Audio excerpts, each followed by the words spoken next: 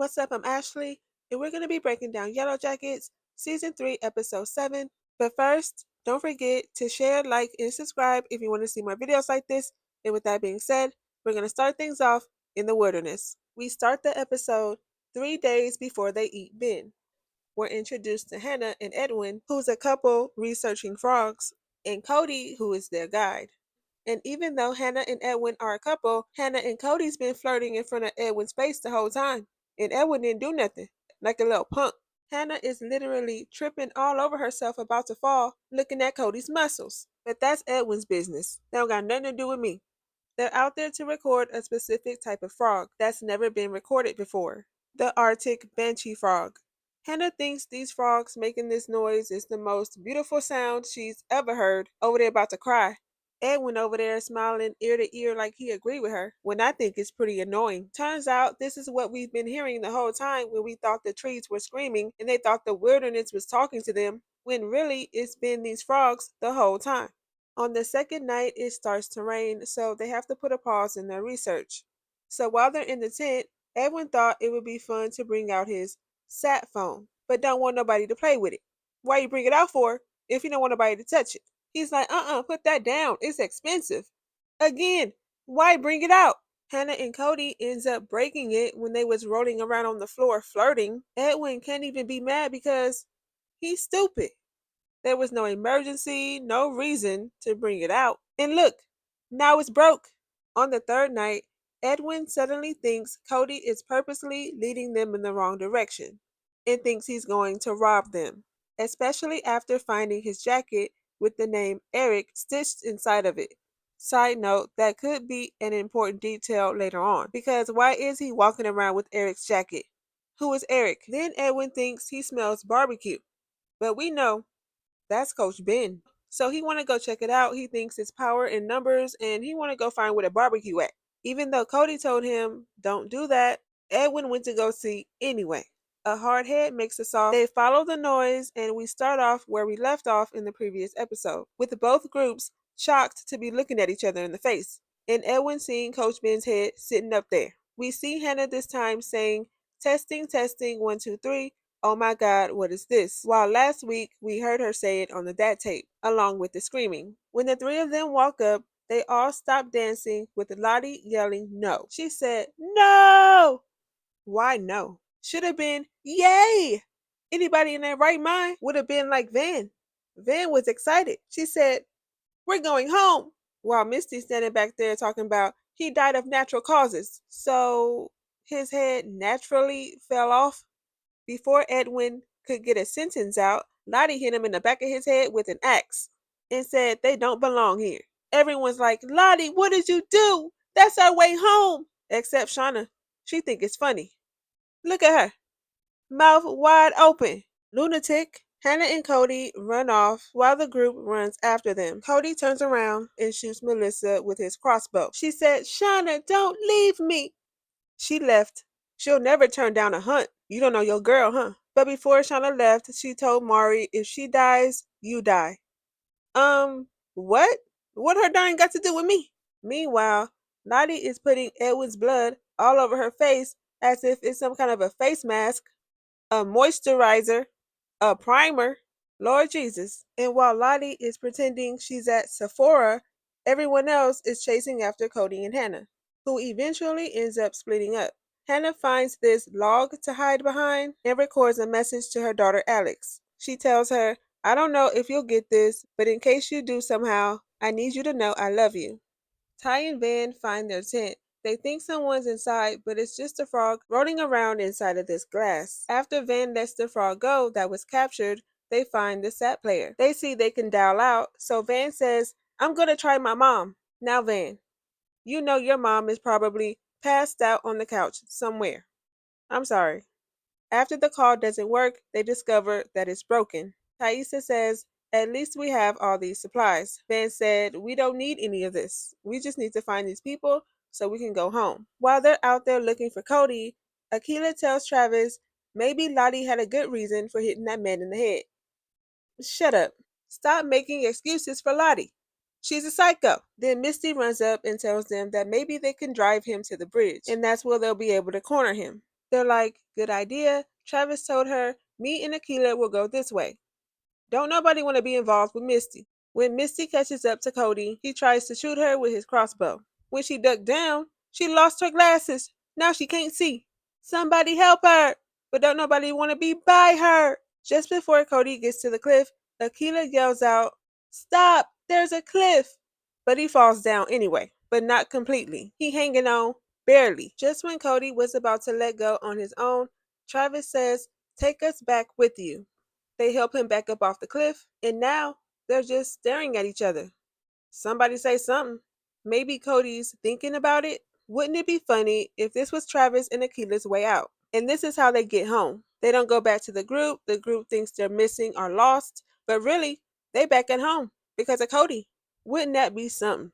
Hannah at this point is still hiding, but she buries the dad player in the dirt. But Shauna finds Hannah's hair that was stuck to a tree branch, which then leads her and Natalie to finding Hannah. Shauna, of course, wants to kill her for Melissa getting shot, but Hannah says, look, it wasn't me. That was our guide.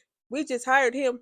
We don't know that man. Natalie is trying to talk Shauna down, but Shauna says if we kill them, they'll come looking for them and find us. We can still get rescued without leaving any witnesses.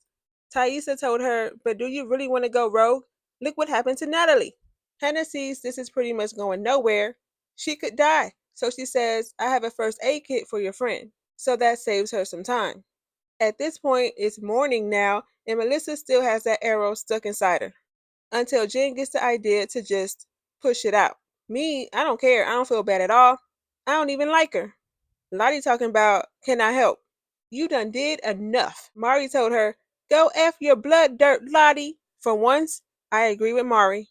So now the girls have arrived back with Hannah. Hannah says, hi, I'm Hannah. Should have led with, hi, I'm Hannah the pot roast. Your time coming, girl. Notice, Travis and Akila haven't made it back yet. So where they at? Wouldn't it be funny? Moving on to present day. Shauna is sitting on the toilet listening to the DAT tape. She hears Edwin getting hit in the head by Lottie and Hannah saying, I wanted you to be proud of me, not just a mom who had a teenage pregnancy. She then pulls up Hannah's obituary on her phone when Jeff knocks on the door talking about he gotta use the bathroom. He's like, do I gotta go to the lobby? She came out real quick. You can't go to the lobby. Somebody is trying to murder us. He said, well, you sent me out yesterday to get snacks. She talking about his certain circumstances. She says she got to go out to make a call, but Jeff want to know why she get to go out and he got to stay in that badly furnished motel. She didn't want to hear that. She said, keep an eye on our daughter. She needs to back off and mind her business. And why does she always speak to him like he's a child? Hey, why don't you order room service? That's fun, huh? That's fun. But Callie is behind the door listening to this whole conversation and she Googles unsolved missing persons Canada, 1990s. Misty barges inside a van in Ty's hotel room, asking Thaisa why she never told nobody she saw Lottie the day she died. First of all, who was that who let you in here? 'Cause they getting fired. Van grabs a butter knife as if she's gonna use it on Misty. Butter knife? Have you learned nothing from Shauna? But even Van is surprised that Thaisa met with Lottie. But Thaisa tells them it was nobody's business. She met up with her to have a private conversation. It doesn't mean I killed her. Misty tells her, well, you do have a history of doing some crazy stuff and not remembering it. She looks at Van and says, you think she could have did it, don't you? Thaisa gave her that look like you don't you dare. So she said, no, all scared knowing good and well. Thaisa tells her it's obvious whoever sent that tape to Shauna is whoever killed Lottie. Misty knows nothing about a tape. She said, what tape? So the three of them pull up on Shauna and they catch her leaving out of her elevator from her motel. They want to know what's going on. So Shauna tells them that it's more than what Lottie did on the tape and that Hannah recorded a message for her daughter. So now she thinks her daughter is out to punish all of them. Girl, no, it's probably just you. They're all shocked Hannah had a daughter nobody knew. Shauna tells them she thinks she's the one that's been trying to kill her the whole time. Misty's like, oh, so it wasn't me. Shauna claims she's going to have a gentle, reasonable conversation with this woman. Everybody thinks that's funny, because Shauna don't know what gentle or reasonable mean. So they all agreed to go with her to Richmond, Virginia to find whoever this lady is. While they're in the car, they're all listening to the tape, and Misty wonders why there was never a kid mentioned in the obituary. Shauna says because it was a teen pregnancy. They wonder how was anyone able to smuggle a tape out the wilderness anyway. Taissa says Jen and Melissa was pretty close with Hannah, so that means Hannah had to be alive for a good amount of time at least. Van says, yeah, but they're both dead. Do I believe that? No. When they stop to get gas, Van wants to know why Taissa never told her that she saw Lottie the day she died. Taissa said she didn't tell her because she chickened out, even though the universe was telling them loud and clear what to do. So she went to talk to Lottie. Van tells her she's not willing to just be out here killing people. Taissa says, I will live that way for you. It's fine.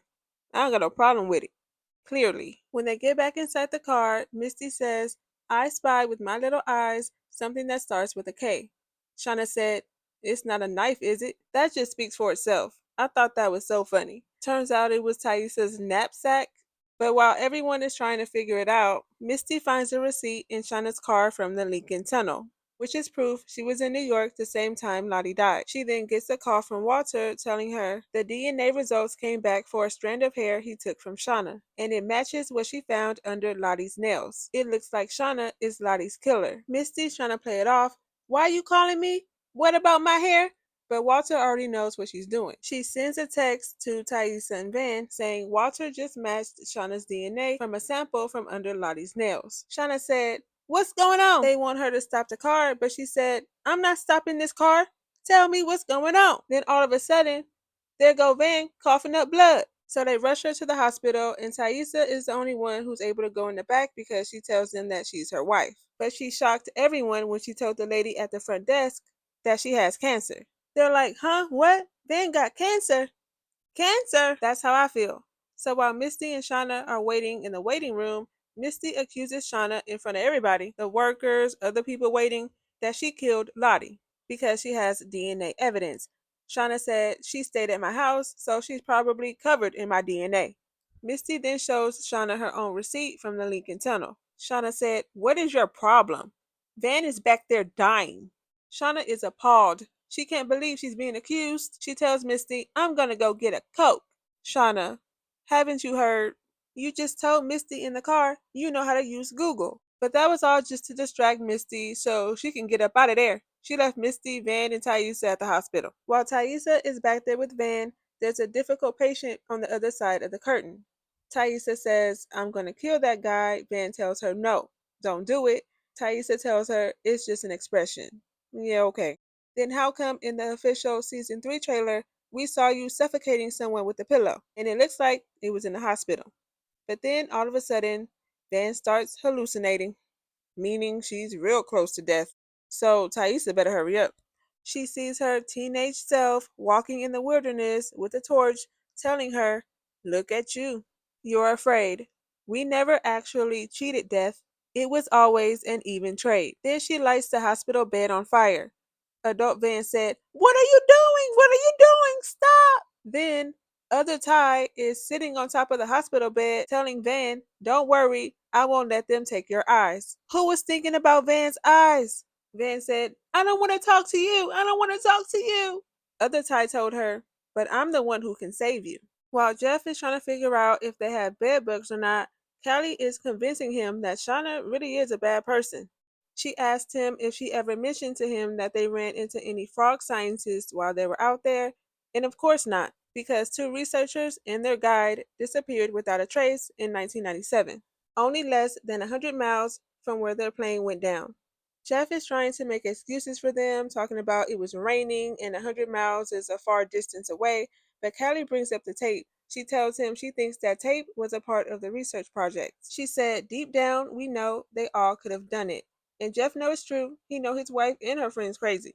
I've been calling her Dumb Dumb Callie, but for once I might have to call her Smart Smart Callie. Shauna has finally made it to Virginia, and I want to see what she's gonna do. She's waiting outside in the car now, but you already know she has her handy dandy knife ready. And I'm pretty sure she's gonna use it. We did see Hilary Swank in the trailer bleeding, holding her arm running, and she better run fast, cause Shauna just might run her over. I said last week's episode was the best one, but I think this one is the best one so far.